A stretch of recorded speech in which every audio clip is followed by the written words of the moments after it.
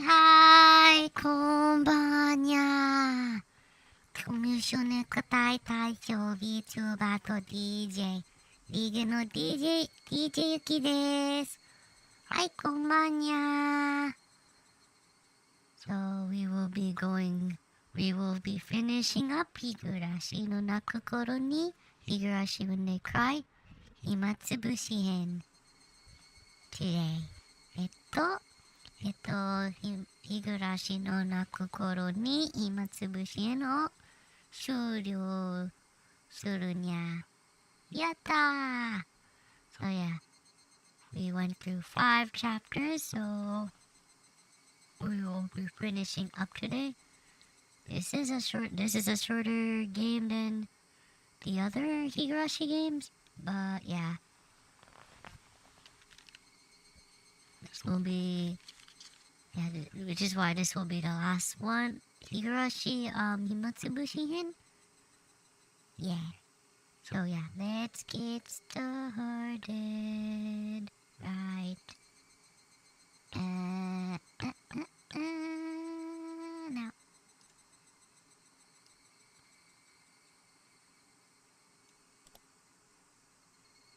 Chapter 5. Load.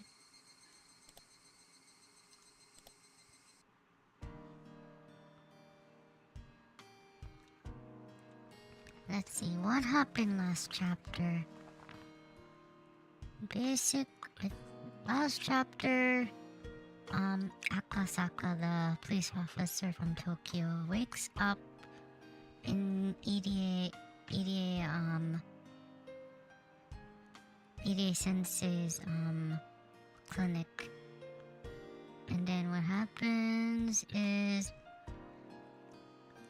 he wants to call his wife to, or basically he's gonna be recalled back to Tokyo because of his injuries. So Akasaka wants to let his wife know, but it's right before the hospital that Akasaka's wife is staying in.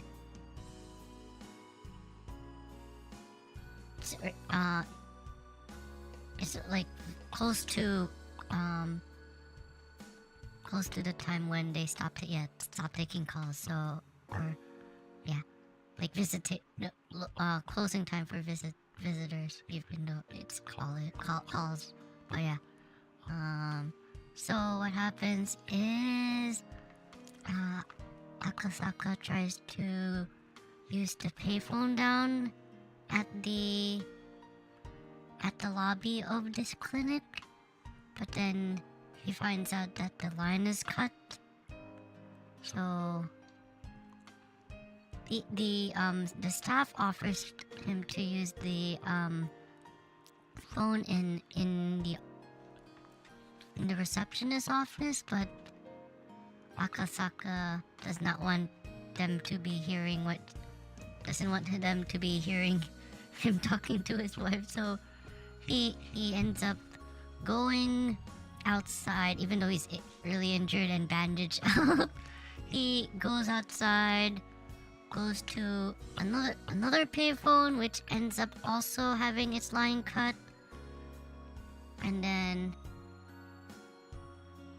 he goes to a phone booth. Now, like in the middle of nowhere, finds out the line is also cut, and then he sees Rika-chan, and they talk about what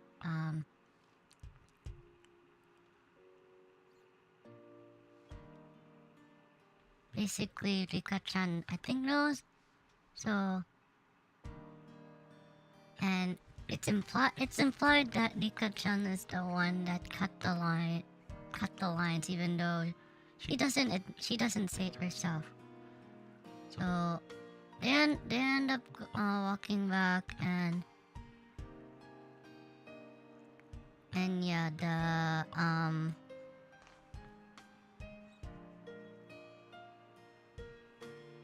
they end up going. Oh, they end up heading back,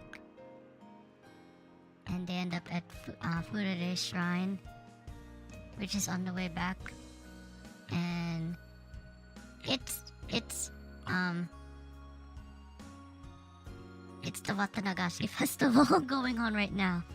Though the Watanagashi festival during that time is much smaller than the Watanagashi festival from the past three games when Keiichi's there.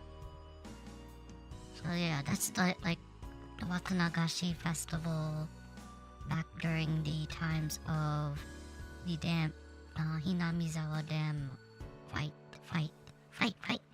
So yeah, then after that,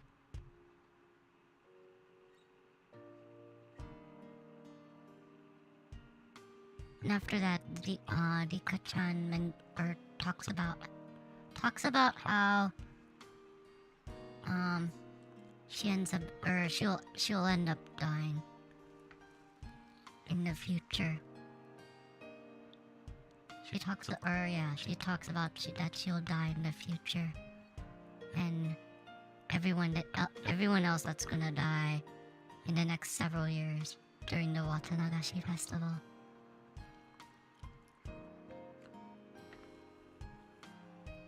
It seemed what it seems like is that Rika-chan somehow got Akasaka there to try to change the course of try as like what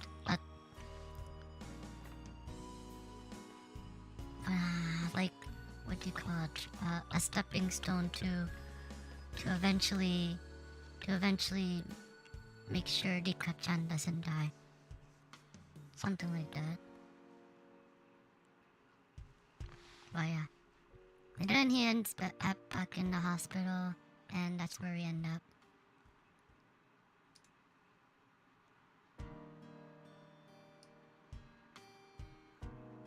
So let's continue.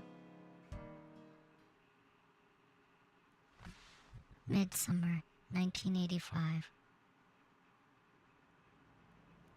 So, 1978, right? Was it 1978? This whole sequence was going on. Midsummer 1978, was it? 1978 or 1979? Higurashi, Himatsubushi. I think it's 1978. Just want to make sure.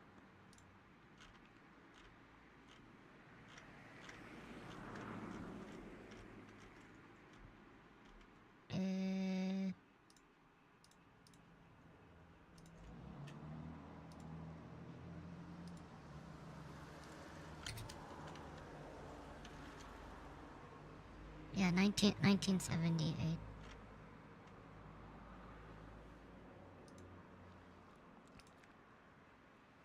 Sir, we're preparing to land. Excuse me, but will you please fasten your seatbelt? Seems like I had fallen fast asleep inside the plane. I was finally awoken from my slumber by the stewardess. I only had carry-on luggage on top of it being a domestic flight. For the time being, disembarking at and entering the lobby was almost non-existent. Arriving at the lobby, I glanced around, looking for Ishii, and I was met with a familiar gruff voice calling out to me. Akasaka-san! Nahaha! How many years has it been? It's been a while, hasn't it? Oishi-san, it really has been a long time. Oishi-san clapped his hand down on my shoulder, celebrating our reunion. Akasaka-san, you're looking pretty good. You look like you're a bona fide frontline investigator now. You're looking quite dapper yourself. Your posture seems a lot better. Is the ballroom dancing paying off? You should give it a try while you're still young. You'd be a hit with the ladies. A real babe magnet. Wish she had retired and moved to Sapporo. Oh, this is Sapporo? And of all things started taking ballroom dancing classes. He had apparently gotten really into it and had decided to spend the rest of his new life devoted to that hobby. He was aiming to get his instructor's qualifications before he hit 80 and live out his old age dandly. I let myself into Oishi's car and we headed towards the hot springs inn.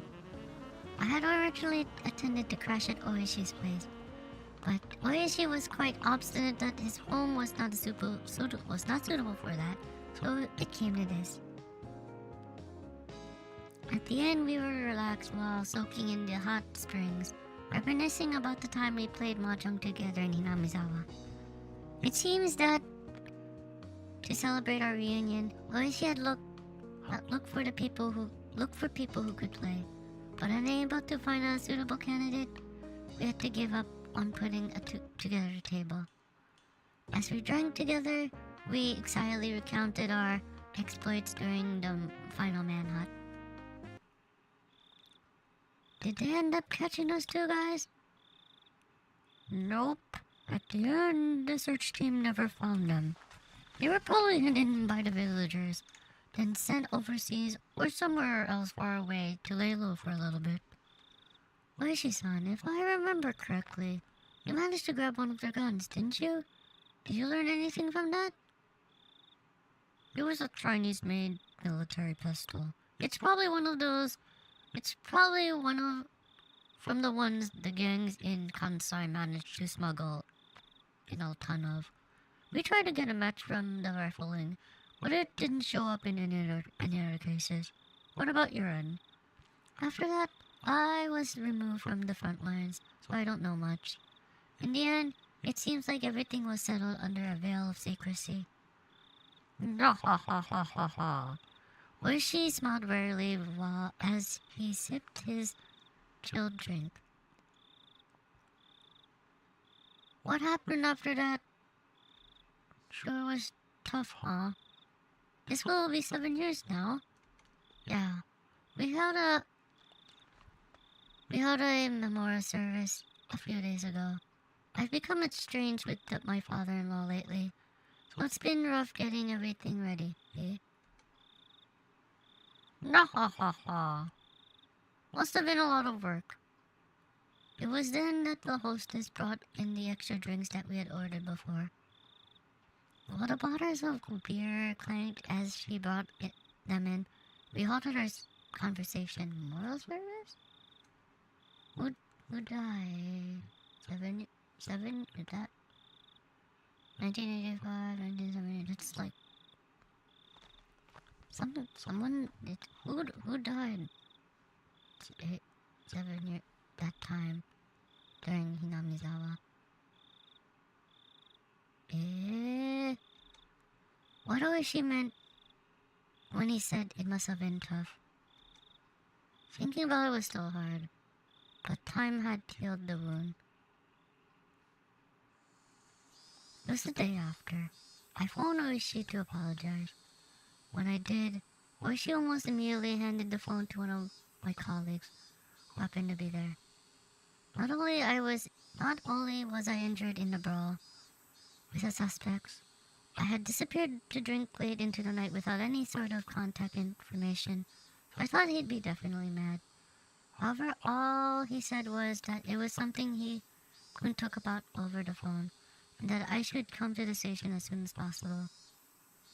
At the time, I could only think that he must have been really pissed off.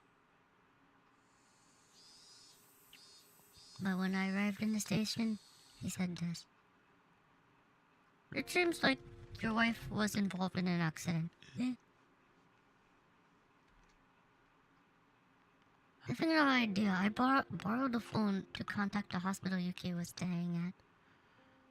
After being given the runaround several times, I finally was able to talk to someone in charge, and after mincing words for quite a bit, they told me, Akasaka Yuki was killed in an accident.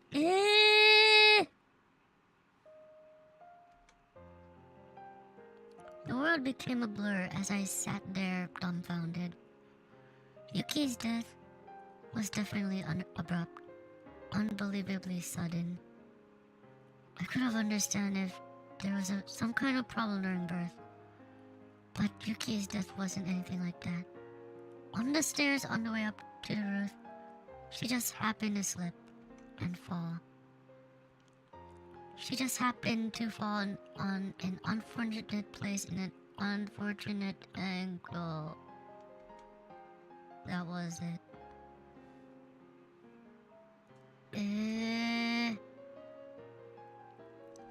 I was wanting to blame Yuki's death on somebody. I began to think that it was an act of revenge by the Defense Alliance, that they killed my wife and made it look like an accident. What I learned when I flew back to Tokyo, however, was much more cruel than that.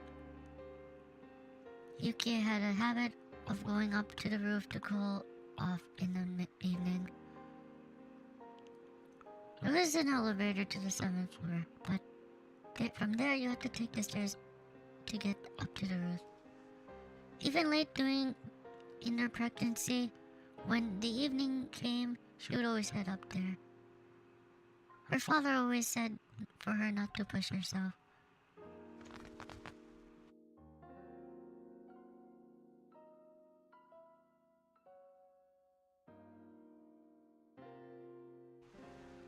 But Yuki insisted that until the time she had no choice but to stay in bed, she should be allowed to do as she wished. However, I had never once seen Yuki go up the roof. I only heard that from her father and the nurses. That was because whenever I visited her, she would spend that time with me instead. I heard the reason why Yuki went up the roof from the nurse she had become friendly with. She had said that her husband was away on business a lot of the time, and that whenever he called, she was able to cheer him up and give him courage. But when he didn't call, she couldn't do that. Her husband might put on a show bravado, but in reality, he grew lonesome pathetically fast. She was probably the same. Whenever he left for business, not clear when he'd be back, she felt very lonely. When she cheered him up, she actually cheered herself up as well. That's why, whenever he went far away for an important job, on the evenings he didn't call. At the very least, she felt that standing underneath the same sky, her feelings would reach him. At that moment, I remembered the words the girl had told me. That it'd be best that I go back to Tokyo right away. Otherwise, there would be something I'd regret horribly. Yes, that's it.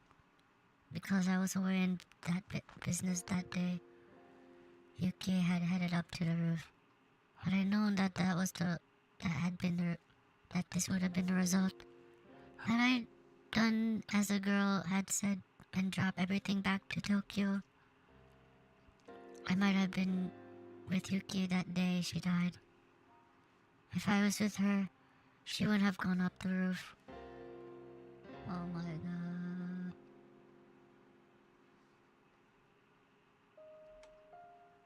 The day my wife died was on the evening of the 3rd day of my trip. Yes, it was right before the time I had the certain urge to hear Yuki's voice and ran around the village trying to find a phone.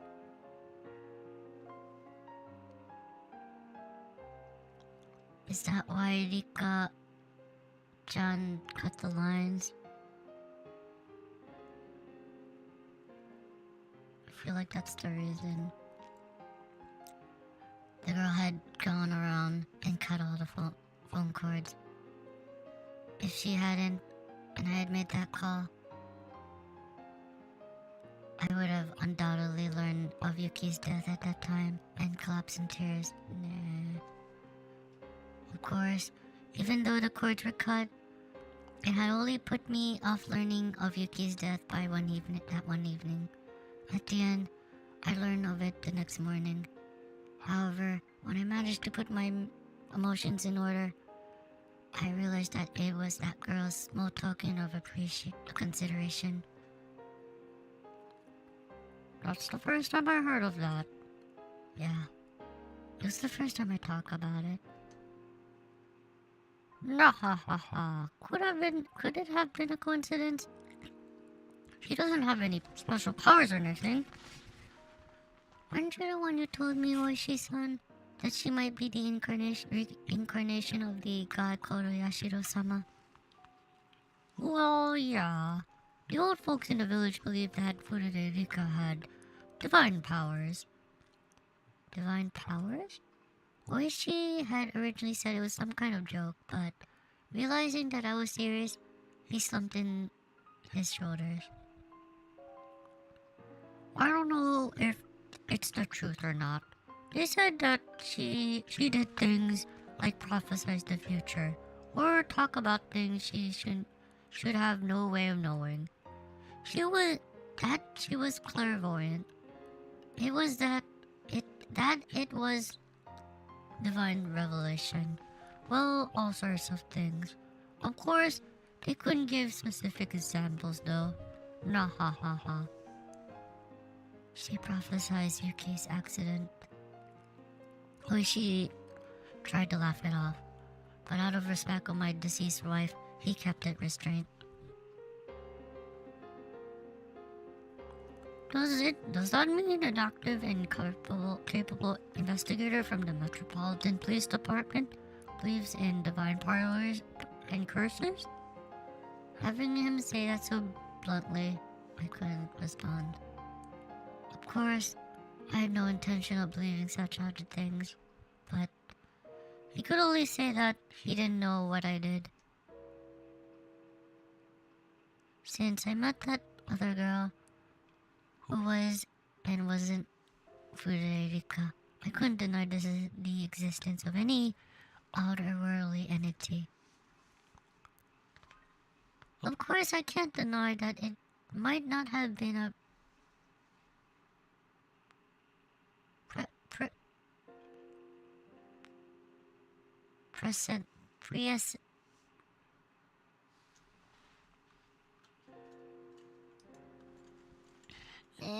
how do you read this? Prescience. Prescience. Okay. It might not have been prescience, but rather a warning. Yeah, there's another word that Yuki always keeps on saying, but wondering if she might have said it wrong. Or was it this one? Really? Wait, am I saying that?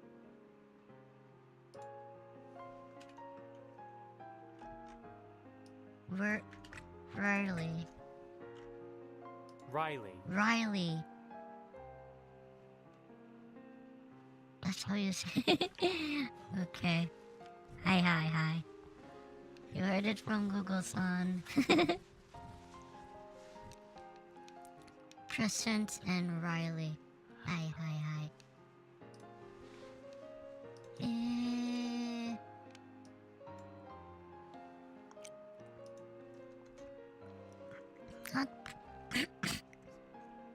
Not prescience, but a warning.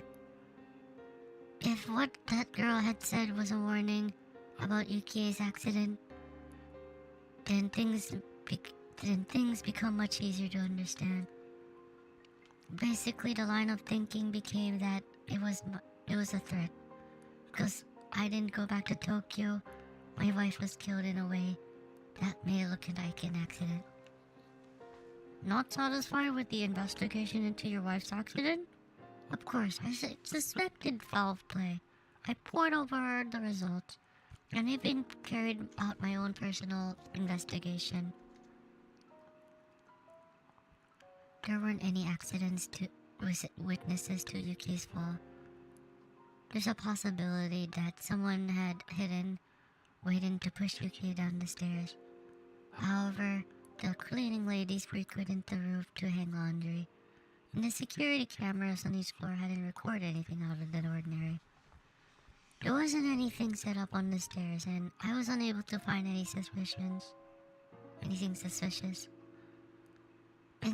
In the end, even after my personal investigation, I can't think that anything else happened other than a simple accident.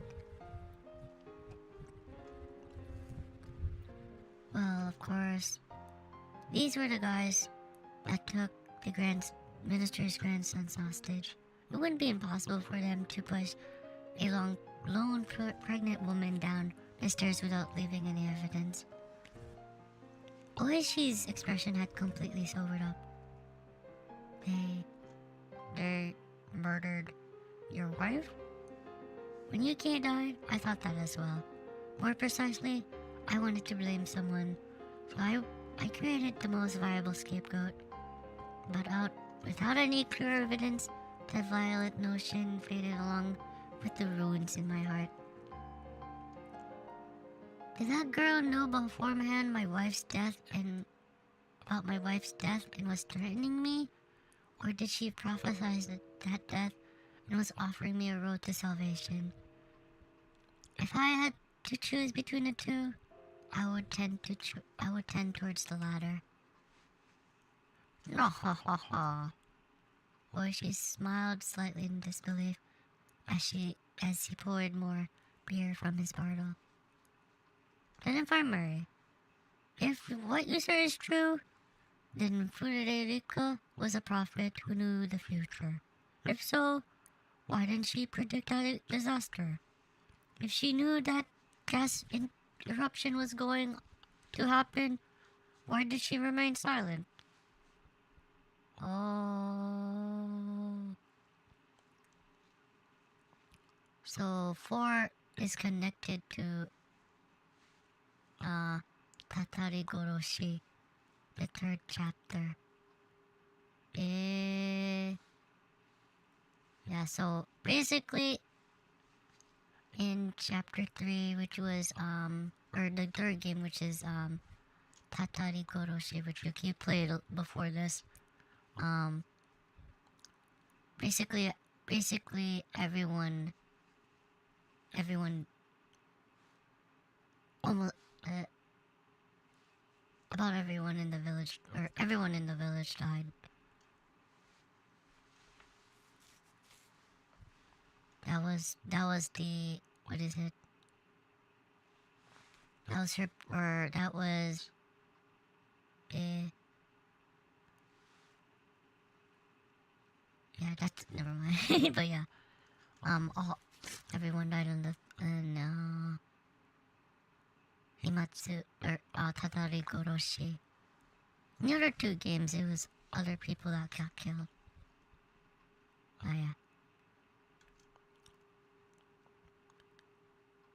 Even a few hours beforehand would have been enough. If the village knew, then most of the people would have escaped without dying.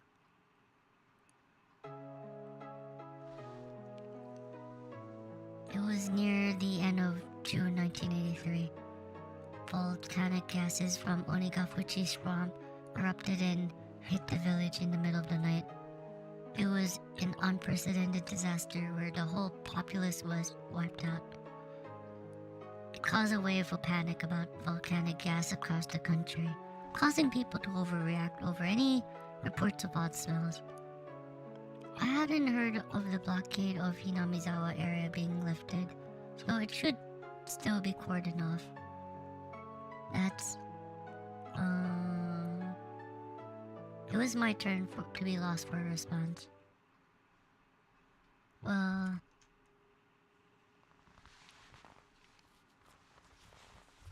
if Fururika, the incarnation of Oyashiro-sama, was killed, then the village might have incurred God's wrath, making him call forth the miasma from the swamp to kill everyone. That explanation is what the villagers are whispering about. So is Oishi-san? Did you just say she was killed? Huh? Ah, yeah. Well, I don't think it would be a problem if I told you. When I saw the news about the gas disaster, I remembered that girl. Then I found her name in the list of victims. That's why at the time, I thought her own death she was predicted was due to the gas. It was after that I learned from the tabloids of the series of mysterious deaths in Hinamizawa during the 5 years leading up to the disaster that became known as the Curse of Oyashiro-sama. And in that string of mysterious deaths lined up exactly with what that girl had predicted. So I had always thought to ask Oishi about it, as he had always been involved in the investigation. That's right. It was the reason for a reunion, but now Oishi had said Furirika didn't die in the disaster, but was killed? Can I ask you about the last year of the curse? I may be retired, but I still have to keep things confidential, you know. Excuse me, madam, do you have anything cold that's brewed locally? High grade, if there is. Wow. I'll leave the selection to you. No, ha ha ha. Oh my, I didn't read it that way. Oishi laughed loudly, not wholly unsatisfied, and stopped the hostess to tell her that the cheap booze was fine.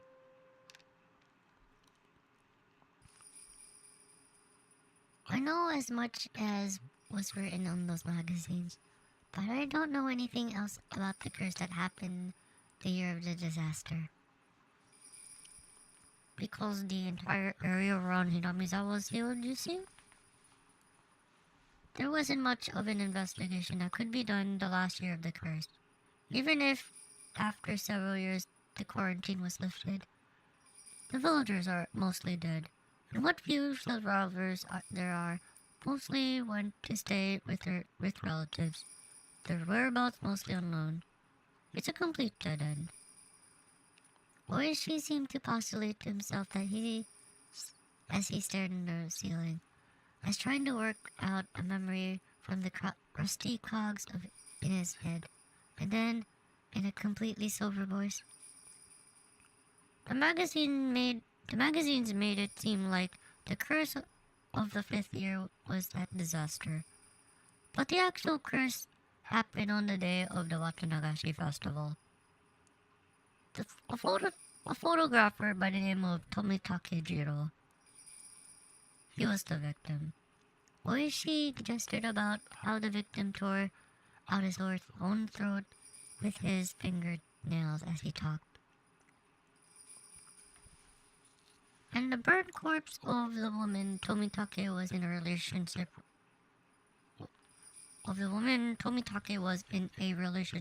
with was found in the mountains in Gifu.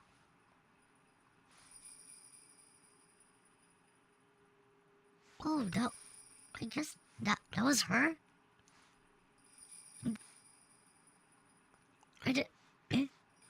Wait, was it? Did they mention that was her? I don't remember, because I remembered, there was someone burnt in a oil barrel. One of those oil barrels.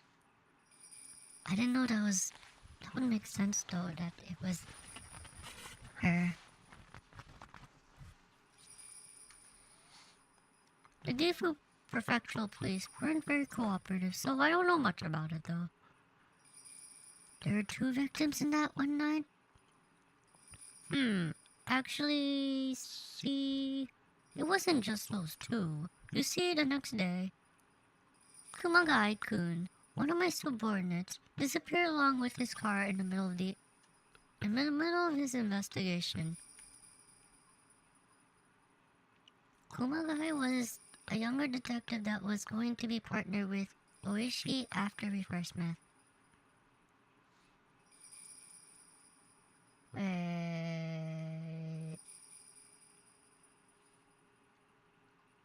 I thought he died. I thought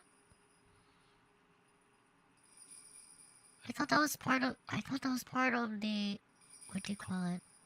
I thought he disappeared during the gas incident. He was going around the village to bash and question people about the incident with Tomitake. He might have gotten caught up in something. If he was with me, he might have been safe. Even now, it still stings. That day, for some reason, I did a real number on my stomach. I had to pass on going around outside.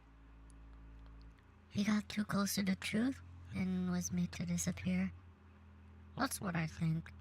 Kuma-chan was young and had a promising future ahead of him, but he still didn't have much experience in the scene. He wasn't used to dealing with any complications. Oishi lamented the fact that he wasn't with his subordinate that day. And then, the next day, you know him as well, Akasaka-san? You know Irie-sensei? You remember him. The young doctor from the hospital? I vaguely remember. For whatever reason, he committed suicide with sleeping pills. No suicide note or anything. The autopsy confirmed that it was the sleeping pills. Nothing was in doubt except for the motive. It wasn't hard to make it look like someone died from taking sleeping pills, is it? Any possibility it was a murder? He was single, no prior marriages. It didn't seem like he was going out with anyone in particular. He was the coach of the local junior baseball team, and he was in good terms with the villagers. He was liked by everyone. I couldn't find anyone who would want to do him harm. Well, any chances to investigate were ruined by the disaster, though. There's no way to find out anything about him now. Then what about Furederika's death? It was the day of. Around noon, some of the old folks who were visiting the shrine discovered the corpse of Furederika. Murder? Before we continue, you should probably stop eating that squid somen. Uh-oh. Alright. That... Oh my god. I remember now. That bad. Oishi nodded firmly. The corpse was found on the shrine grounds next to the donation box. Although she was probably killed somewhere else. That's because while she was completely naked, there wasn't any dirt on the soles of her feet. Was it any sign that it was some sort of sexual assault? According to the autopsy, there wasn't any indication of that.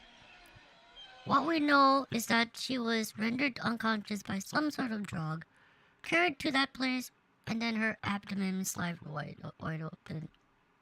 Organs were deliberately removed and scattered about. Unconscious? Then she wasn't cut open after her death?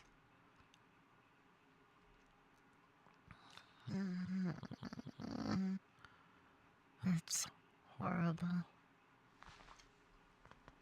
That girl's prediction was right on the mark. I'm pretty sure she was more detailed about the other deaths that led up to her own. For example, I think she said that the housewife that was beaten to death on the 4th year had her head split open. Then in that case, did she know that her own death would be so terrible?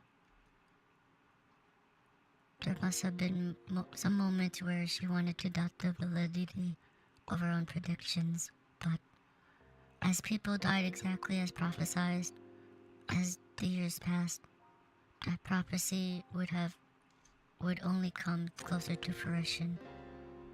And then, facing the final year, unable to struggle against her own destiny.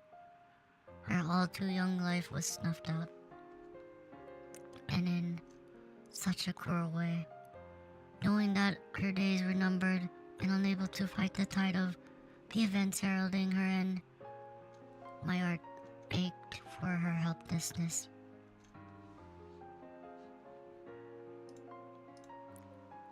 About the way she died, it seems like it wasn't someone's sick taste. About the way she died, it seems like it wasn't just somebody's sick taste. What I'm saying is, I've told you before about how Hinamizawa used to be the home of demons, didn't I? Yeah, I think I remember. The festival in Hinamizawa village, Watanagashi, the cotton drift, seemed to stem from the drifting of entrails. It seems that it came from the man-eating demons ripping out their victims and throwing their organs into the river. In other words, in Hinamizawa, pulling out entrails had some kind of religious meaning. Well, this is according to the old tales in Hinamizawa, you see. To act as an arbitrator so that humans and the man-eating demons could live together peacefully, a god known as Oyashiro-sama descended from the heavens. If I recall, Furirika was said to be the living incarnation of that Oyashiro-sama, wasn't she? Yeah. So, Karigopin Furirika, who is a living god, would be to the village nothing less than an absolute sacrilege. Absolute sacrilege. In other words, you mean sacrilege towards Oyashiro-sama.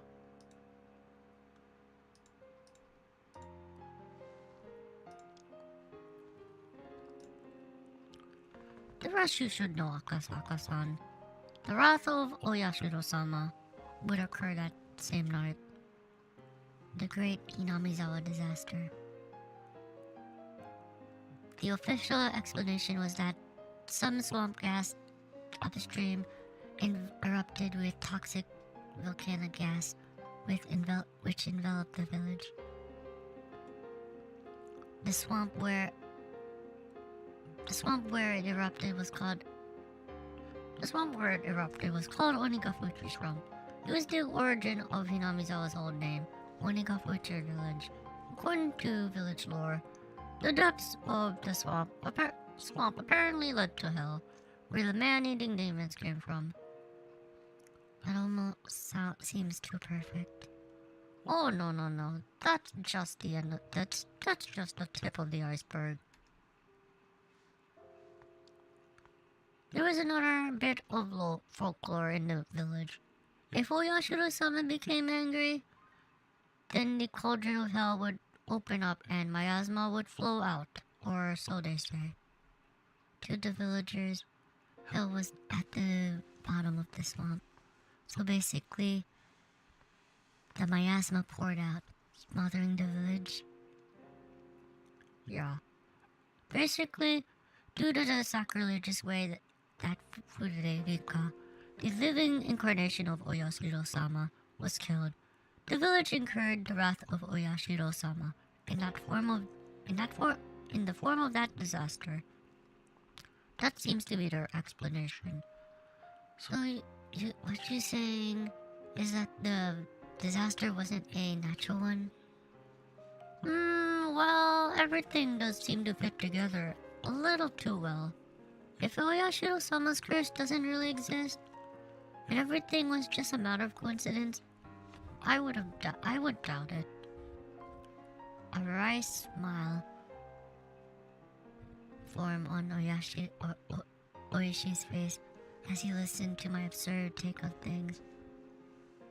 He wore an expression as though, even if it were absurd, there was a time he had thought the same thing as well. In regards to the religious beliefs of the villagers, Suppose there's a more fanatical following among them. And that group created the situation that would incur Oyashiro-sama's wrath and enacted the disaster to make it seem like the truth. Of course I won't laugh. I wandered down that line of reasoning more than once myself. However, even though Hinamizawa is a small village, it still has a population of over 1,000 people. To murder that many people in a single night doesn't seem realistic, no matter how you think about it. The gas eruption was believed to have happened around 2 a.m., several hours before dawn. In that short amount of time, going in around all the villagers and killing all the villagers in a way that made it look like poison gas didn't seem feasible at all. The swamp the gas erupted from still had some religious significance in it. If that's the case, then maybe there was something set up in the swamp, something that could be activated whenever a divine verdict was rendered. According to the JSDF press release, the swamp was declared the source of the eruption. This was after everything was thoroughly looked over by their investigative team. If anything like that was set up, I think they would have found it. It wouldn't have been necessarily wouldn't necessarily have been in the swamp itself. Come on, haven't you ever heard about it? The old story about how a faraway spring dried up. When a faraway spring dried up, the village spring dried up as well. What do you mean by that? Many waterways are connected by underground water aquifers. Swamps and springs are the only parts that manage to pop up the surface. No, ha ha ha. So, what you're saying is that Onigafuchi swamp is connected to another swamp or spring, and there's something that the villagers rigged up there a long time ago, something that changes the pressure of Onigafuchi swamp, causing it to erupt with poison gas? Is that what you're getting at? Oishi laughed heartily, commending the fact that the youngins have a nice flexible way of thinking. It was the former detective in him. Even though it was a hypothesis that he didn't come up with, he still had the presence of mind to not dismiss it right away. That's an interesting theory. If that proves to be true, then it would be, unprecedentedly, the largest mass murder in the history of Japan. Once the quarantine on Hinamizawa is lifted, I think it should definitely be investigated. Oishi-san, do you still have any connection to it? Beep! Prefectural, please. Somewhat. I'm an honorary advisor for their judo classes, so even now I pop up during summer and training camps and such. I don't know when the quarantine on Hinamizawa village will be lifted, but please, let me help investigate. Got it. Oishi-san, how do you feel about the string of mysterious deaths in Hinamizawa they call the curse of Oyashiro-sama? At the time, the villagers were putting a lot of pressure on the station. The official stance on things was that the cases were unrelated. That each case was separate, each with its own resolution. That couldn't be, even though it was bluntly obvious that the cases were connected based on the villagers' beliefs. Akasaka-san, we can only say that now, because of the rather grandiose way things ended up after 5 years. At that time, those coincidental incidences just happened to coincidentally occur on the day of the Watanagashi. just say it would be nice if nothing happened this year kind of feel to it. Coincidence? The girl predicted everything from the beginning. Girl? Frederica. The child warned me about all the incidences that would happen afterwards. Akasaka-san. Is that true? Yes. The girl said as much. That the next year the damn foreman would be killed, his corpse dismembered. Not only that, she warned me about all the events that would transpire the following years. Akasaka-san, when she told you that, what year was it? This when I met the girl. So I was investigating the kidnapping incident. So June of 1978, the year before the dismemberment murder. Wrinkles formed between Oishi's eyebrows as he closed his eyes and began to digest what I told him. Akasaka-san, if you're wrong about Furade-san, Furade-rika knowing about the future through some divine medium, this is getting ridiculous. Yep. If you're just trying to shock me, I'm gonna be really angry, you know. I'm speaking the truth. Then the script between the chain of mysterious deaths was written a year before it even started. And just as predicted, Furade-rika was killed. At first, I thought she meant that she would be killed in the disaster. However, now I know that her death wasn't due to that, but a rather atrocious one at the hands of a murderer. She said that she would be killed.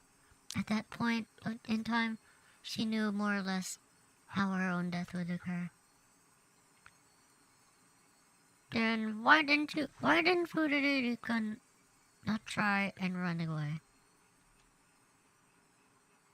Even if her death was already spelled out for her, knowing that, she still had a grace period of several years, didn't she? She had plenty of time to try and run away, or consult the police.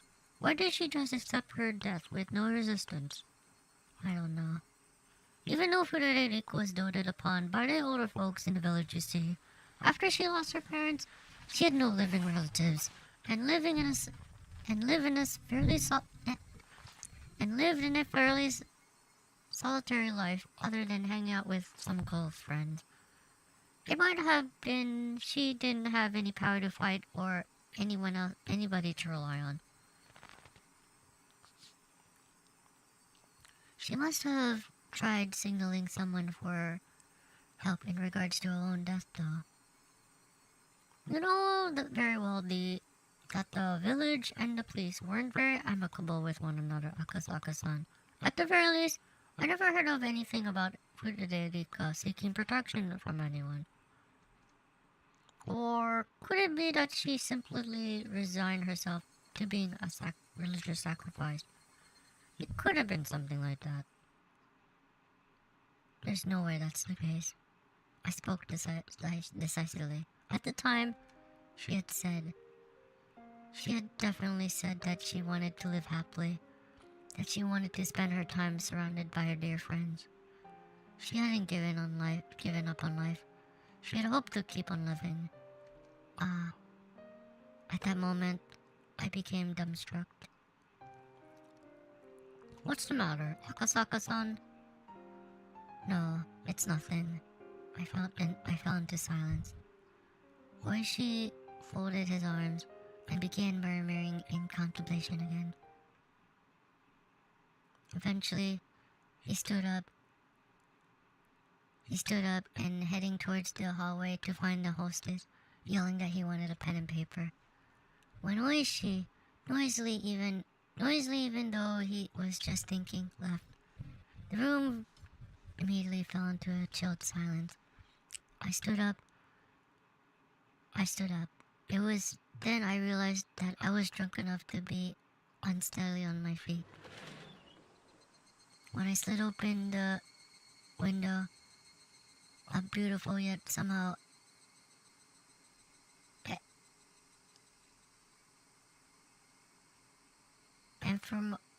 ephemeral moon drifted across the night sky. It was just now that I realized. She hadn't accepted her own death. She wanted to keep living, happily and joyously. She said that quite clearly to me, but I was a fool. I hadn't been asked explicitly, so I hadn't realized it. She had made it clear as day that she didn't want to die. Was it not her cry for help? She didn't say as much that she wanted help. But even given that, it wasn't as though she wasn't looking for salvation. Without any family and unable to trust the police, she instead told somebody without any relation to the village, somebody from a faraway place, me, help me. She had gone around and cut the phone cords. If I had made the phone call and learned of Yuki's death, I probably would have fallen to despair. If I was in that state, even if she was looking for help, her cries would have fallen on death's ears. That's why, knowing everything, she had cut the phone cords. She wanted even a little time to seek help from me. Oishi, just before now, had lamented that one of the younger officers got mixed up in a case, having been erased because he wasn't there. I was feeling the same way. If only I was there on June of 1983, I could have protected her. In 1983, it would have been 5 years since kidnapping took place. While raising the only dollar Yukie had left me, putting all my youth and passion into my work, honing my wits and courage wrestling with difficult cases, nothing like my failings during the kidnapping incident would have occurred. I wouldn't have been slow to react in a one-on-one fight, and by that point, I had jumped into foreign mafia-run gambling parlors where I had learned to deal with automatic weapons, let alone handguns. I had grown so much in 1983 that I couldn't have even compared to how I was in 1978. That's why, if I was by her side, I should have been able to save her life. No matter what conspiracy or foul plays drew near, I definitely would have protected her. She, even though sounding resigned, should have still been able to ask me for help. I just didn't realize it. I couldn't realize it. Just as I wouldn't have realized it if I was told of Yuki's accident, I wasn't able to realize it. I wanted to cry. If I had taken her words to heart, I would have prevented Yuki's accident. And I would have been able to protect a girl to whom I owed a debt from even a predetermined death. She must have been expecting that from me. I learned about the disaster while watching television in my house. Until I learned about that, I had forgotten about Hinamizawa. In order to recover from the shock of Yuki's death, I tried to remove everything else from that place from my memory. What an ungrateful fool I was. Even though in exchange for saving her, the girl had told me of a way to save Yuki, I was unable to accept her gratitude, and now here we are. She hadn't died in her sleep due to a natural disaster. She was split open while she was alive, killed while suffering the disgrace of having her organs torn out. She must have known beforehand that the day on that year, she would have been killed in such a terrifying way. But even knowing what awaited her. She was all too weak, a lone girl, without anybody to rely upon, unable to seek help, had to swallow her own predetermined death, and left this mortal coil.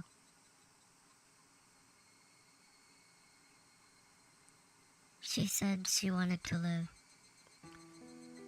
She said she wanted to live happily. That's all she wanted. She didn't ask for anything extravagant. For any person that was ever born, it was the very basest of desires. She never said a peep about wanting money or that she wished that she was someone else's situation. She had said it. That if all the deaths were preordained, then hers was probably also according to her plan. She might have been a lone, frail girl, but I don't think she would have accepted it all without at least putting up a fight. There must have been, in some small way, some form of resistance that she mustered. And with what she could muster, seeking my help was part of that. God damn it. I howled. I stomped the floor. Why did I become a police officer in the first place? How could I call myself an officer if I couldn't save a single girl from the misfortune that was awaiting her? Was it because there was so much going on in that time I couldn't process the fact that she was asking for help? Yeah, that's right. I was still green. If I was in the situation now, I definitely would have been able to help her, but it was already all over. Even if I wanted to settle the regrets she left behind, Hinamizawa was a dangerous area, was still quarantined. Most of the people involved were already dead, with the few that remained spread out the country, unable to be traced.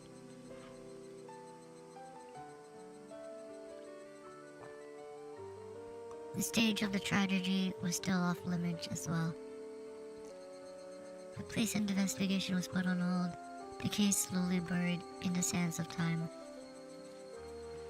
Just like how I wouldn't have known unless Oishi had asked me about it.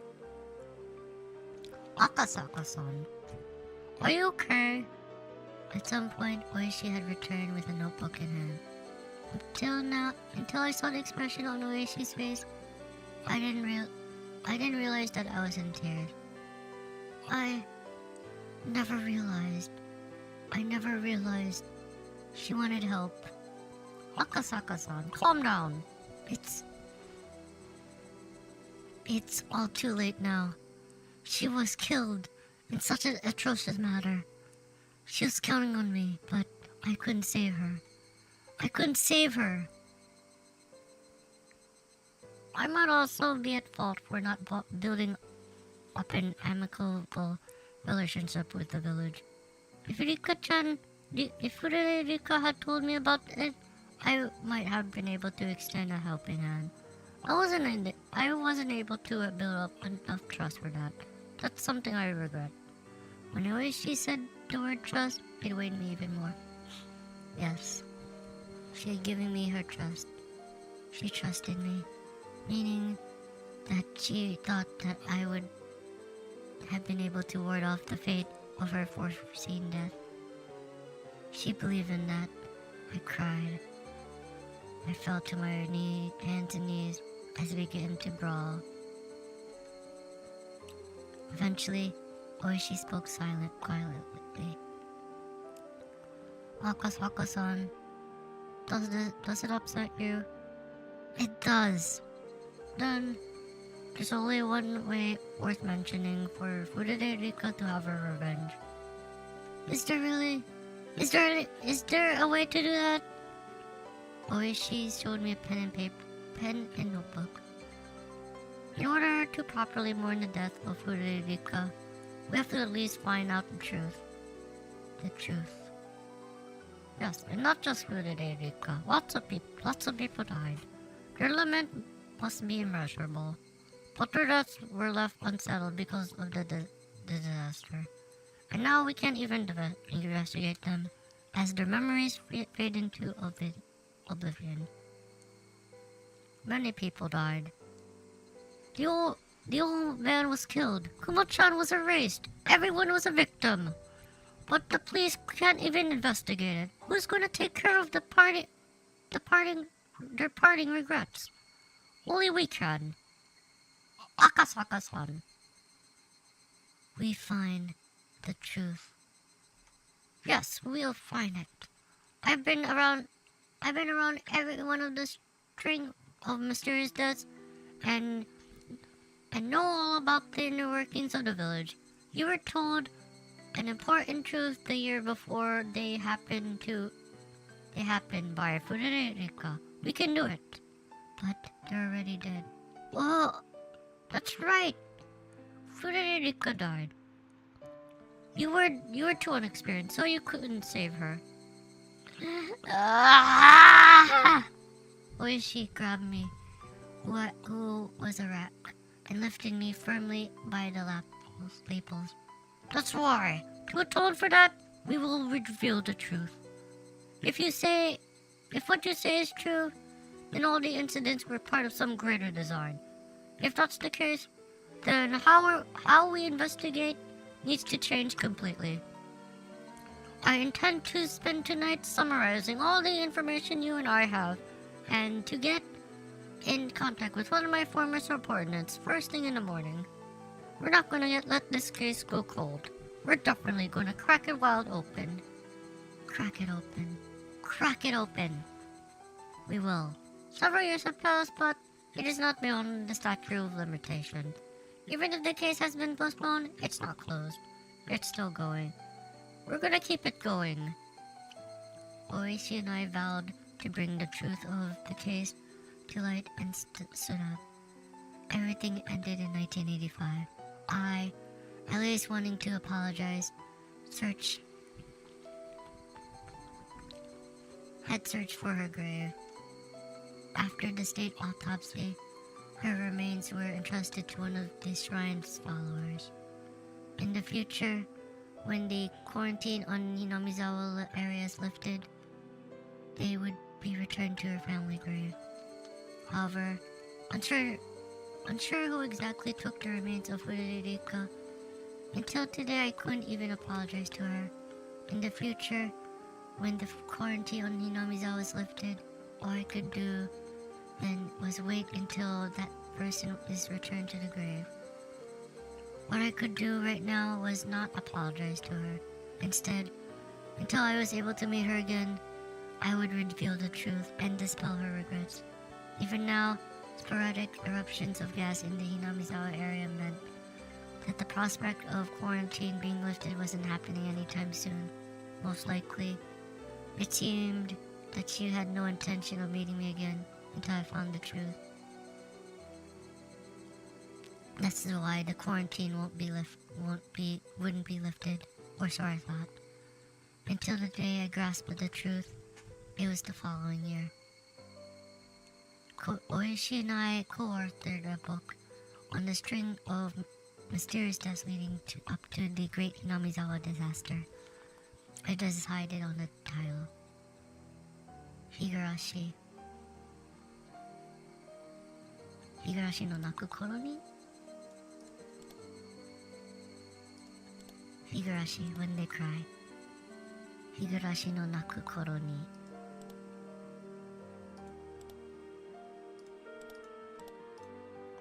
It was because for those few days I was in Hinamizawa, the sound that I remembered the most was the cry of the Higurashi.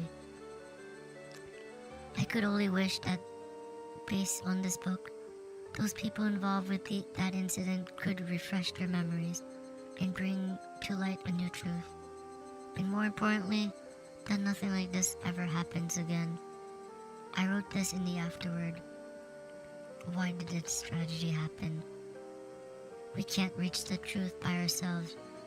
If you're reading this, please discover the truth. That is our only wish.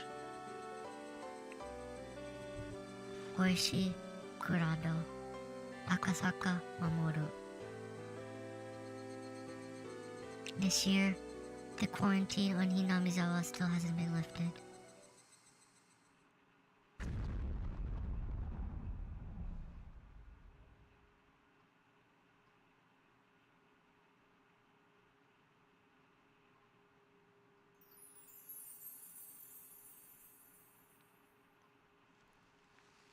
Hi, so we finished we finished all the chapters in Or Wish. Continued to wait for the quarantine to be lifted. We finished all 6 chapters of Higurashi. Yay! So we'll go to the extra right now. The after talk. Oh yeah. Oh my god. I did his wife died, and what is it?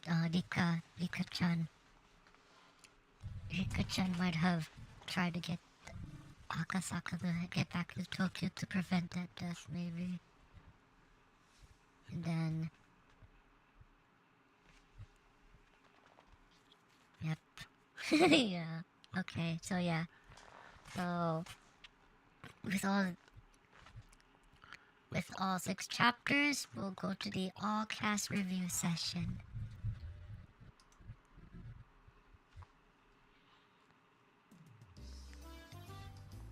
Thank you so much for thank you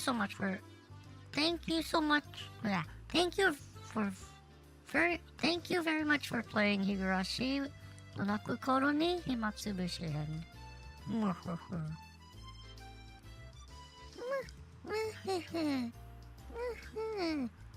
Oh my, oh my, no matter what anybody else says, I was the star of the scenario this time. On top of that, they added some nice drowsy theme music. If you can't laugh here, where can you laugh? No, ha ha ha. Anyways, hasn't there been too much of you lately, Oishi? Huh? What do you mean by that? Because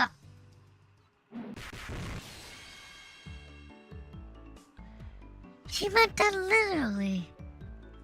It's rather imprudent of you to try and hog the spotlight here, even though you already had all that screen time. Besides, Rika-chan, who was the main heroine, everyone else didn't really have any appearances, did they? I heard that this time the scenario was a bit of a side story, but I didn't think that they would leave out the main cast this much. You didn't have it so bad, Mion-san. Yeah, she showed up a little bit. At least you had a few appearances, didn't you not? Both Reina-san and I didn't even have a cameo. Reina still shows up on the covers a lot, so she's still okay. Exactly what are you trying to say then? That I was the only outcast with no appearance? Is that it? Nipa!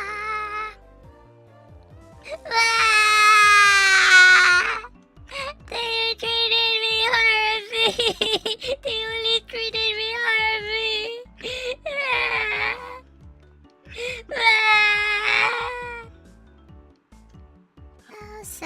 How sad. They'll probably just keep you treating you worse and worse until you finally drop down to a supporting role. That's just too much!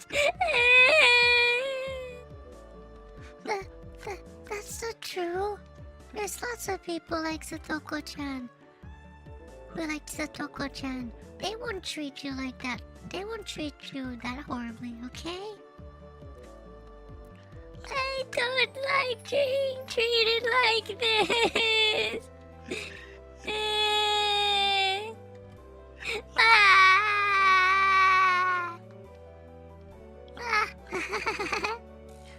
think you'll probably have a lot of appearances next time. So cheer up, okay? But I heard that this scenario is supposed to be somewhat of a bonus story. But is it really? I think that things kind of got complicated. The story was difficult for me to understand. Yeah, what I found the hardest to believe was that year before the string of mysterious deaths, Rika-chan already knew about them. Which means all of the incidents were part of someone's scenario. That's a pretty important piece of information. It's probably because I'm a shrine maiden, so I knew the future from Oyashiro-sama's divine revelations. For someone like me who believes in the theory that it was the work of human culprits, I like to deny that. I believe in the curse so that Rika-chan, who is the living incarnation of the deity that protects Hinamizawa, Oyashiro-sama, could have that divine power as a possibility, I think. Kana? Nope. For someone who thinks it was the work of man, that kind of unfounded fantasy will not stand. All the incidences were caused by people. There is no curse, or magic, or aimbots, or cheat codes. It would be wonderful if I could use magic, though. If it's Rika-chan, I could go along with that. Oh. Well, for the people who believe it was the work of humans, the ending was a big revelation.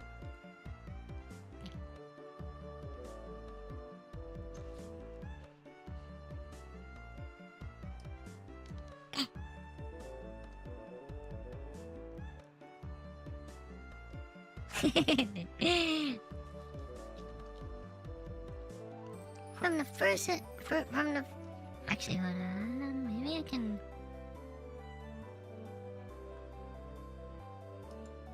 I should be able to hide this one a little bit, right?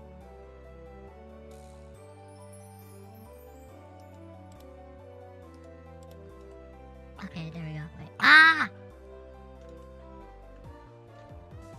For the people who believe it was the work of humans, the ending was a big revelation. From the first incident until Rika-chan was killed in the great Hinamizawa Great Disaster, everything was scripted. Knowing that it's all one big incident vastly increases the amount of material you can hypothesize with. I think that the prophecy is proof in itself that Rika-chan has some divine power. In other words, it's proof that there's some mysterious power at work in Hinamizawa. I think that's the proof that the incidents weren't the work. I think it's proof that the incidences weren't the work of humans alone. The inside of my head is so muddled. I don't know what's going on. Oh, that's right. More importantly, that expression Rika-chan was wearing this time. That was super scary, wasn't it? Me.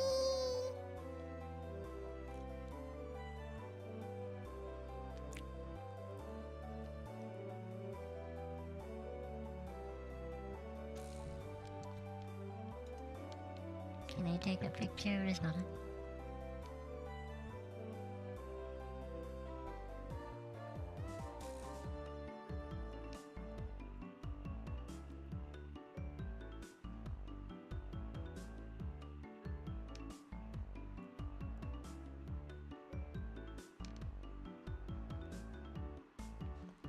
I hope I took it. I don't know. Me. surprised too. I never thought that cute little Rika-chan would laugh like that. Hey, just for a little bit, could you show us that face one more time? I don't want to. I don't want her to do that outside of the story. Oh. What is this? A blackout? Nobody move. Any weird movements, and you'll come face to face with a combo trap that takes you from a pendulum to a landmine to an electric chair with a bite saw. Satoko, what's the meaning of this?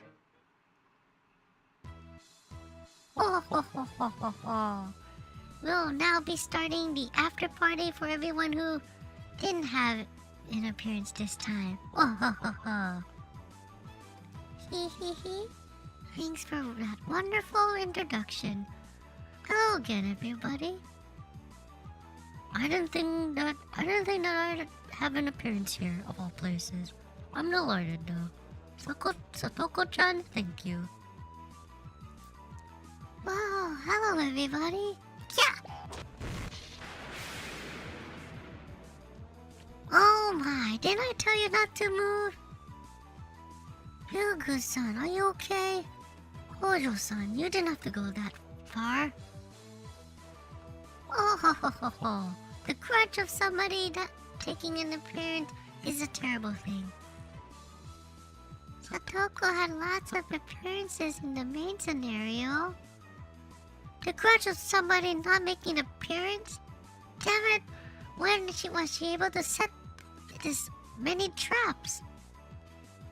Maybe when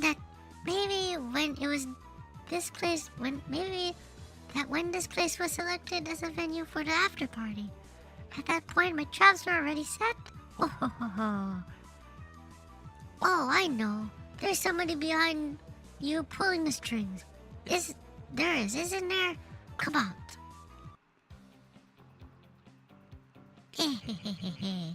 Hello, my sister. How are you doing? Oh, it's Shion-chan. Hello. Yeah!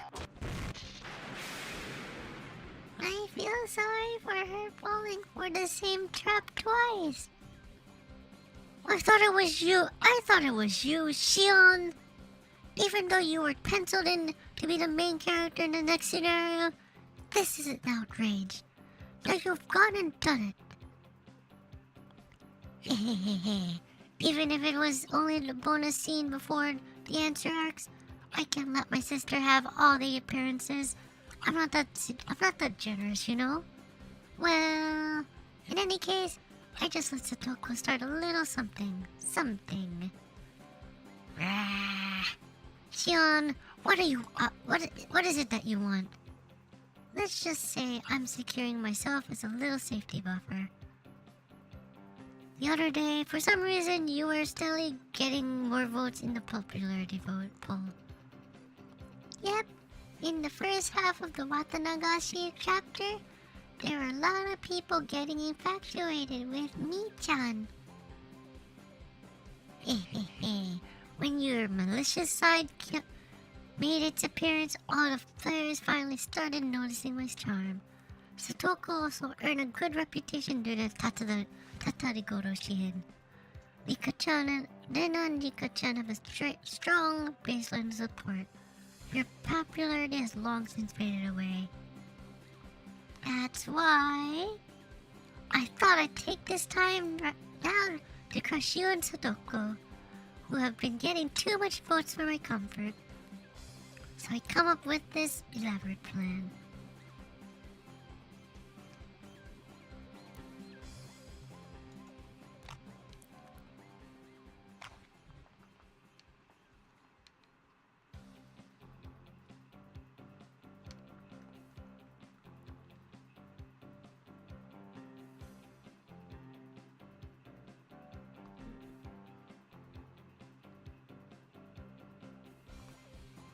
It's hard to take pictures.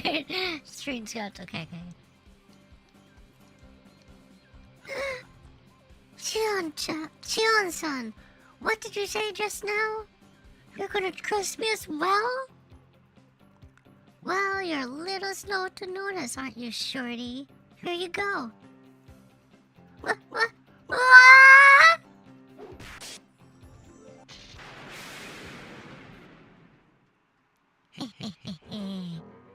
Goodbye, all you regulars. Hello to all you irregular folk. All the main characters are done for. Shion-chan, you don't have to go that far, probably.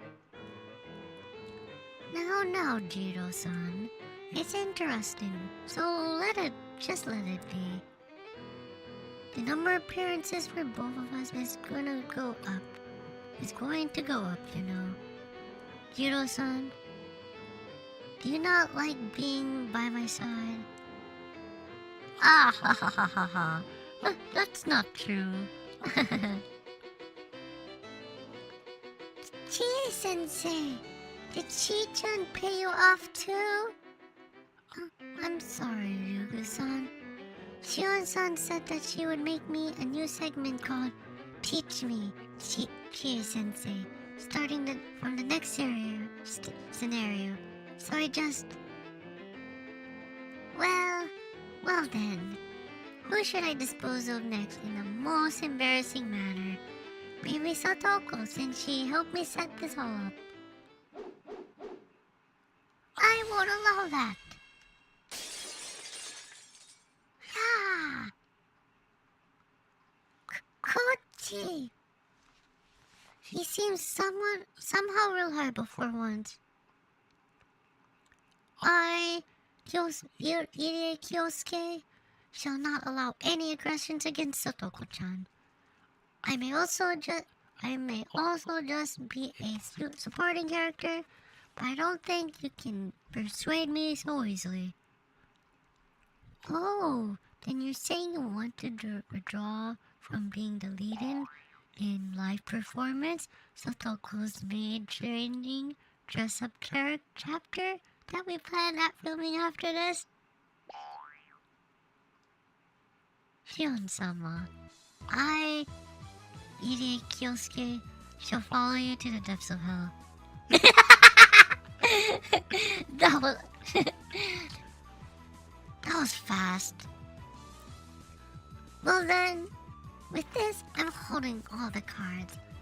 Even in this after party scene too, I'll have everything proceed as I see fit. Huh? We're missing somebody. Shion-sama. Rina-san isn't here. She escaped at some point. There she is. Ryugu-san. Didn't I tell you you shouldn't move? Rina-chan. I won't do anything to hurt you, but it's easier if you don't resist. I'm sorry, but this is really bizarre. All of this is really bizarre. What are you trying to do? The light switches? I see. You're planning to do something when the room's pitch black, aren't you? Hehehe. Resistance is futile. Yana-san, you should stop your pointless resistance and just come along peacefully. If you make me angry enough, then not only will you suffer, but so will my dear sister as well. You can't do anything just by turning off the lights. Hannah, I'm sorry, but do what they say. It's alright, don't worry. By turning off the lights, we can reverse the situation. Reverse the situation? Exactly. What are you scheming? Ahahaha. Nina-san, you're pretty good at making me laugh. Then why don't you go ahead and try? Show me how it's gonna turn this around. You're spoiled, Chi-chan. Even if you didn't make any appearances in the main scenario, you've had so much screen time during this after party. You're spoiled. When exactly are you saying I was spoiled? You don't understand, Shi-chan. Even if it was just an after party, you still have an appearance. You also appeared in a lot in the previous scenarios. There's somebody who resents you from the depths of hell, who can't forgive you. Listen, can't you hear it, Shi-chan? That's right. I understand now. I get it. Kei-chan. That's right. There you are.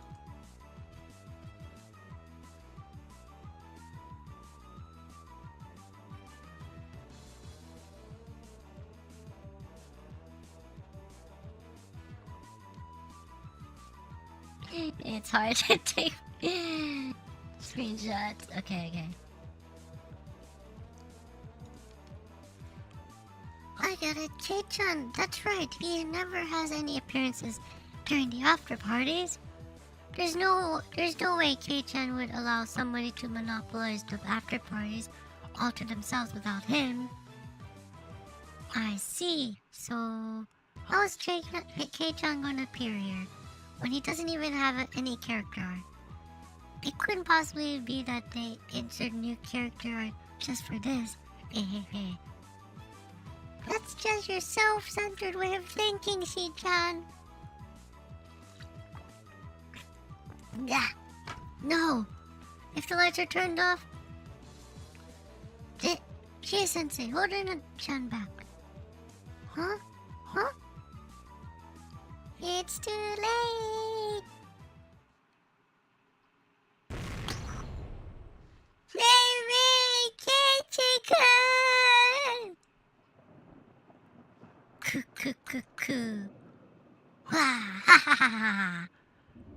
That voice is Kei-chan? Yeah, you have my thanks. When even the moon abandons the land and surrounds it in true darkness, the demon lord of the darkest black, Keiichi, Maibara Keiichi, shall appear. I see. If it's like this, he can appear even if it doesn't have any character art. There's no character art or background art, so it's really easy on the production staff. Blah, Shion! You act like you're the main character in a tragedy. From my point of view, it's more like a comedy. It seems like you've gotten a little carried away. Every after party, without any character art, without any sort of appreciation, witness my anger, my grudge, and all my sorrow. I shall instill it upon all of you. All upon you. It almost seems like Kei-chan is doing some sort of bad guy transformation sequence. Is there some kind of transformation? I'll have you know I've always been a demon lord. And as of now, this world which is enveloped with true darkness shall dance upon the palm of my hand.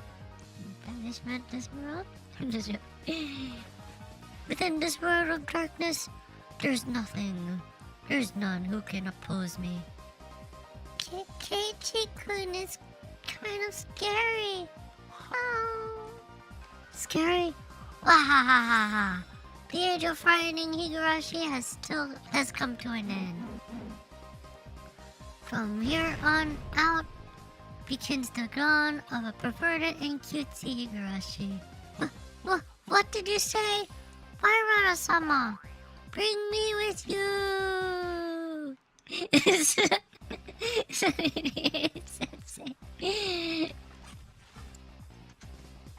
Gahahaha, you know it, coach. Then, as a first step, I'll show our doctor... I'll show Dr. Kong Coach my power. Ah! Yeah, what is this? Takano-san is in a miniskirt nurse outfit, and not some pink one that you find in a porno. He knows what he's doing. It's a proper and innocent white.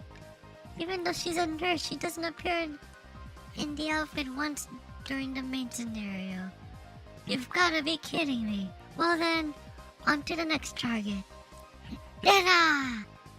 This hasn't changed the situation at all. It's just turned to a different type of crisis. Oh, I can't do anything in this darkness. Now then, who should I make wear what next? Maybe a nice school uniform, gym clothes, school swimsuit, triple combo. That is a nice triple combo. My Baro-san! My Baro-sama! You're the best! How about a bunny girl? Or campaign girl? No. Lingerie would be good too! No, wait. How about just making it... Of course, leave the socks on. Whoa, that's a good idea. You know your stuff. The coach. I feel like we're finally seeing Toa here. Wait, my Baro-san. No, K. Call me ill from now on. Call me Dr. Ill. Kay! You can't forget about us!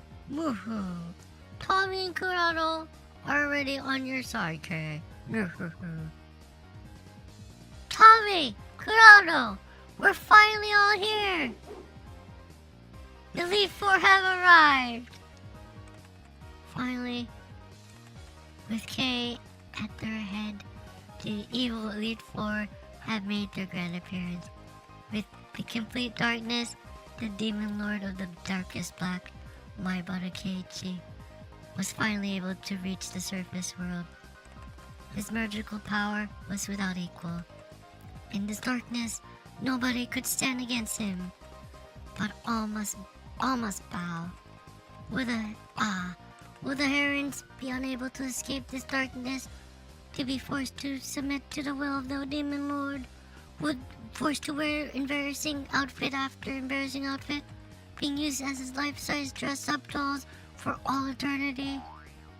That's great! More! By the way, the school swimsuits are the class type, right?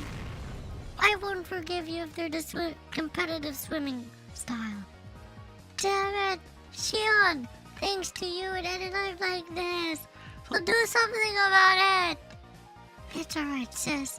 Kei-chan isn't the only one who can unleash their true power amid darkness. Huh? Do we have such a convenient ally? Gahaha! You're rather impertinent, Sonozaki Shion. Also, if you're expecting help from the principal, that's too bad. This is the ultimate desire of young man. If you call yourself a man, do your best is written in this nice little authorization slip here. Of course, you won't be able to rely on the newcomer Akasaka-san either. He's been on a private couple's hot springs vacation. His wife's family set up for him since yesterday. In other words, all the bases are covered. You're so naive, Kei-chan. Even characters who have art are able to reveal their true form in the darkness. Chie-sensei! That's how it is, my Rara-kun. It's dark, so I can't really tell, but it seems like Chie-sensei's outfit is different. What are those? All those swords in her hands. They couldn't be. Any more than that is a secret. Any more than that is a secret. Nipa! My Barakun, that was just a little too much mischief on your part. The church can't overlook any more of this. Wait a minute! This here! There's no way, right? That's cheating! That's against the rules! Hey! She can't do this, right? Wait! You can't do this! You can't use that big one, huh? Wait, her arc drive has started up invisibility? The 7...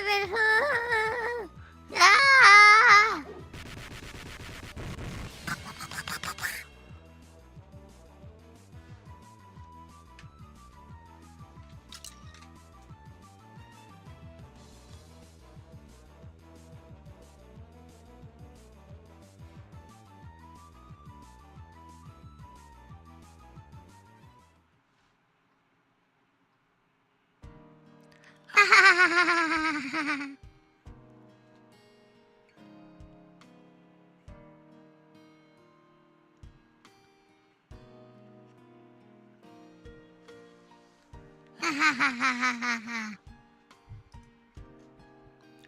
again. Thank you so much for playing Higurashi no Naku Koro ni Himatsubushi-hen. I think you already know this, but Higurashi no Naku Koro ni is a type of visual novel without any choices. Therefore, compared to adventure-type visual novels with advancing routes to take, it's much closer to an experience of a book or a movie. Because of that, there is an opinion out there that this should not be called a game per se. If you're just watching it like a book or movie, Higurashi no Naku Koro ni isn't really a game, true. That's why, as you know, there are a lot of mysteries referenced during the course of the experience. When you challenge those, this work will become a proper game. All the players have the privilege of scrutinizing this mysterious backstory of all sorts of angles. For example, forming a theory about the mysteries during the course of the story, sharing them with your friends, and receiving their theories in return could be fun. In any case, the next chapter starts the answer arcs. We tentatively called it Miyakashi-hen. But answers are a sad thing. Based on what is revealed, all the possibilities that you were allowed to imagine until now will suddenly become refined down to a few. Based on our logic, we think that right here, before the answer arcs, is probably where people can enjoy the work we call Higurashi no Naku Koro ni the most. If by chance you are reading this, you already have my Miyakashi-hen at hand. Please enjoy hypothesizing, theorizing, and fantasizing to the fullest before you start. That's where the real charm of the series takes place. Sorry for saying something so impertinent. There's nothing better we'd like to say more. There's nothing better we'd like more than you to enjoy Higurashi no Naku Koro ni. Well then, have a long and peaceful night. We're gonna wait for you all in Hinamizawa. If you come and play with me, I'd love to go treasure hunting together. Oh. Himatsubushi party. Enjoyed Himatsubushi after party.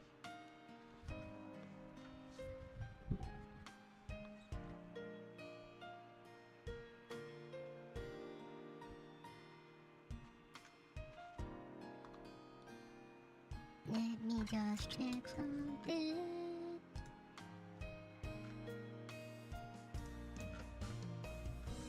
Yep, I got all of the achievements. So yep, we finished Higurashi no Naku Koro ni Himatsubushi-hen, the fourth game of the Higurashi series. Hi! I think that was the plan for this or for the past month to try to finish this chapter. I'm not sure whether or not Yuki's not sure when she'll start Miyakashi, the fifth game. Well, Yuki will think about it. At latest, it's gonna be next October. But Yuki will ponder about it. If Yuki wants to play it earlier, then Yuki will play it earlier. This will be because it will be a much longer chapter. So yeah. Well, Yuki will think about it as Yuki will think about whether or not she'll continue, or that whether or not she'll play the next chapter of Higurashi, the next game of Higurashi, sooner than later. Because Yuki wants to continue, but I don't know. We'll think. Yuki will think about it. But yeah, after that will be chapter 5, Meikashi. I didn't notice, but I still have 1, 2, 3. I have 4 other. I didn't buy. So Meikashi is the last of the Higurashi games that Yuki has right now. Yuki didn't buy the other games yet.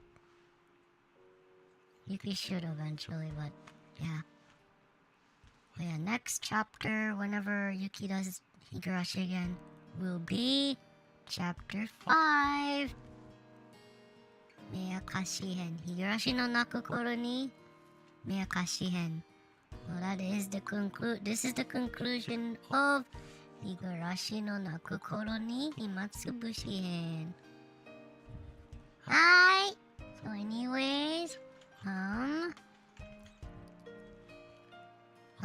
thank you so much for coming to Yuki's final Higurashi stream today. Thank you for coming to all of Yuki's Higurashi streams.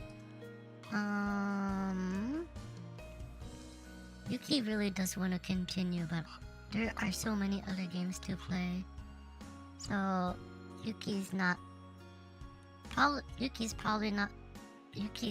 sure when she'll continue. But Yuki really does want to continue. I don't know, it'll take if Yuki does it once a week, it's gonna take a long time to get through the next Higurashi probably. Cause this Higurashi, this particular chapter 4, was short compared to the other chapters. And I assume, I didn't check I forgot exactly how long the next chapter is, but what was I trying to say? Yeah, but it's gonna be much longer than it will probably be much longer than this chapter 4, Himatsubushi-hen.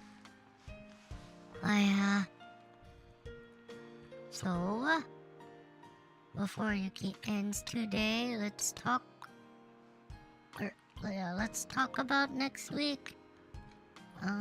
Yuki's scheduling for the next 2 weeks is kind of weird. I will post it tomorrow on Twitter, so if you have not yet, be sure to follow Yuki by clicking on the link. And you can follow all of Yuki's social media stuffs. Yuki no SNS をフォローしてにゃ。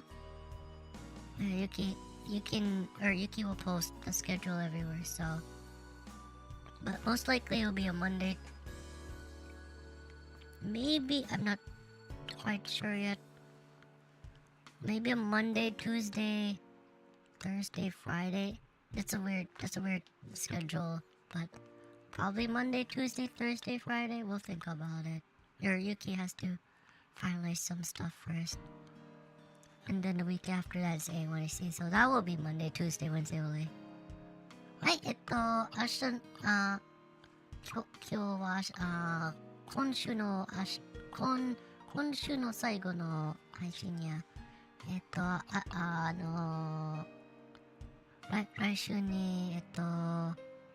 来週に、多分、火曜日、水曜日、金曜日、土曜日を配信するには、朝の、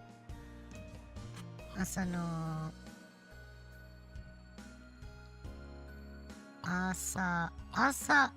前11時日本時間。はいはいはい。来週から、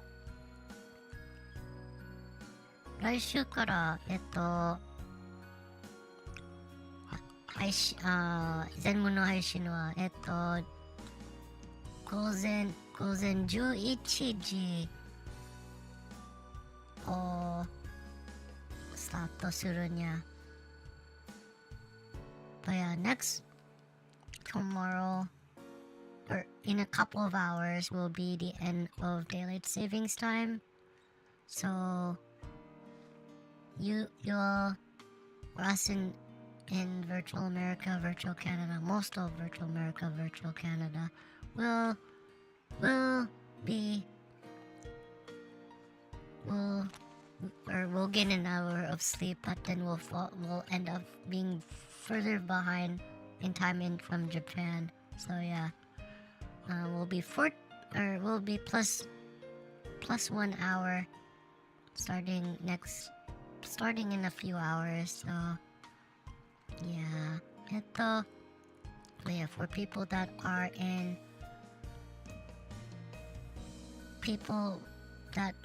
in a couple of hours, remember to use starting tomorrow. It's not gonna be PS, or it's not gonna be PDT, CDT, MDT, PDT anymore. It's gonna be EST, CST, MST, PST. So yeah, remember that when you form your schedules, please. Oh yeah. Anyways, I don't know. It's something Yuki's probably gonna think about for a little bit, cause Yuki does want to continue, but maybe. But for now, maybe I don't know yet. Well, but for now, Yuki needs to focus on other games that Yuki should continue, like Xenoblade and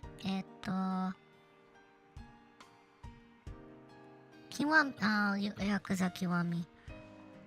Oh yeah, this is this particular game, Higurashi no Naku Koroni Himatsubushi-hen, is the other than Stray, which I did put up, is the first game that Yuki totally completed while streaming it on YouTube. So yeah, all of Himatsubushi-hen is now on YouTube. This one will need to go down and go up again in 24 hours. But yeah, in general, this game will all be on YouTube, archived on YouTube. So yeah, please watch that and other videos that are on Yuki's YouTube channel. Oh yeah, this is the first complete game that Yuki has simulcasted on YouTube and Twitch. And as Yuki said, in future, or Yuki will, like Yuki said before, other than music streams like singing streams or DJ streams or rhythm game streams, those will be all simulcasted on Twitch and YouTube. So yeah, Twitch will be the main chat. So if you are unable to watch on Twitch, you do have the YouTube option, but the main chat will still remain on Twitch.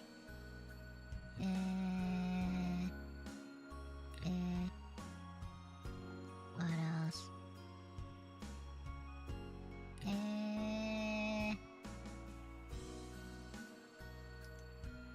Yeah. For VOD purposes, Yuki will be Yuki will only, or the only things that will be on VOD will be games that, or stuff that I can have complete, or so most of the VODs will remain up for any simulcast streams. The only exception for now will be Xenoblade, just because Yuki does not have any VODs of that around, not even local VODs, so it wouldn't be complete, so Yuki will leave those unlisted. But in general, most VODs will be up. Like Kiwami, Yuki has local VODs of that, so Yuki will be able to post those. Maybe Yuki should post those. Oh yeah. Xenoblade will not be archived, or at least will be privated. Though future Xenoblade games Yuki will archive, just because Yuki, or just because it just wouldn't be complete if Yuki started VODing VODing it now for Xenoblade, because Yuki does not have the complete VOD versions or VODs. So yeah, yay, we did it! So thank you so much for coming to Yuki's stream today. Arigato nya. Yuki won't be raiding today, so Yuki hopes you all have a great evening. Like Reina-chan said at the end. Have a great evening. Oyasumi. Yuki hopes you all have a great evening, or great morning, or great day. Remember, daylight savings time ends today, or in a couple of hours. So set your clocks back 1 hour onegai nya, and use S not D when you're making schedules, or leave S and D out, or S or D out completely, like Yuki does. Oh yeah. So anyways, thank you so much for watching Yuki's Higurashi no Naku Koro ni Himatsubushi-hen streams. Yuki hopes to see y'all on Monday for whatever Yuki streams on Monday. So anyways, おつにゃー、火曜日に会いましょうにゃ、11時日本時間。はい。anyways, おつにゃー、バイバイ。